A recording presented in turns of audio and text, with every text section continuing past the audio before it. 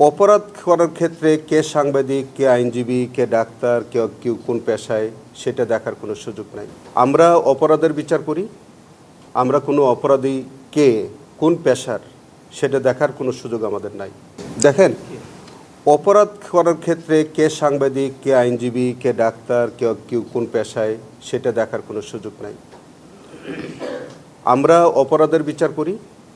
আমরা কোনো অপরাধী কে কোন পেশার সেটা দেখার কোনো সুযোগ আমাদের নাই। আপনার যে কথাটা আপনি বলছেন, কোনো সাংবাদিক যদি কোনো অপরাধ করে থাকেন তিনি কি বিচারের আওতায় আসবেন না? আমি আইনজীবী হিসেবে যদি কোনো অপরাধ করে থাকি আমি বিচারের আওতায় আসবো না?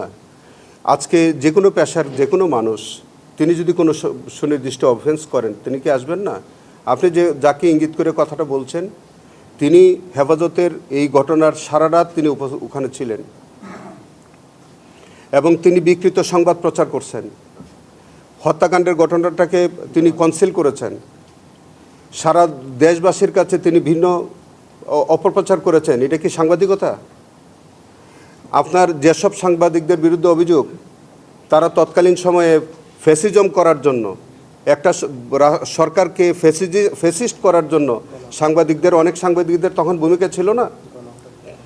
যার কারণে আজ এই রাষ্ট্রটা একটা ফ্যাসিস্ট রাষ্ট্র হিসেবে অভিভূত হলো, একটা ফ্যাসিস্ট সরকার হিসেবে আবির্ভূত হলো। সেইটার মধ্যে যদি কোনো সাংবাদিক জড়িত থাকে তারা কি বিচারের আওতায় আসবে না? আজকেও যদি কোনো ব্যক্তি কোনো রাজনৈতিক ব্যক্তিত্বকে যদি তাকে অপরাধী বানায় তাহলে তিনি কি সহযোগী হিসাবে আসবেন না? আমরা কোনো নির্দোষ মানুষকে বিচারের আওতায় আনতে চাই না, আনবও না। কোনো নির্দোষ মানুষ যাতে আমাদের বিচারের মধ্যে না আসে, আবার কোনো অপরাধী যাতে ছাড় পেয়ে না যায়। আমরা প্রাথমিকভাবে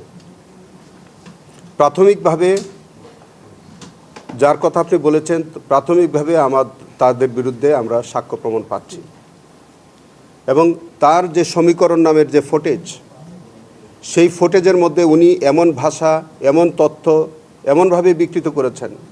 তিনি তো সেখানে বলছিলেন যে একজন মানুষের হতাহতের ঘটনা ঘটেনি, নিহত হয় না, আহত হয়নি। আপনি বলেন এটি কি সঠিক বক্তব্য ছিল?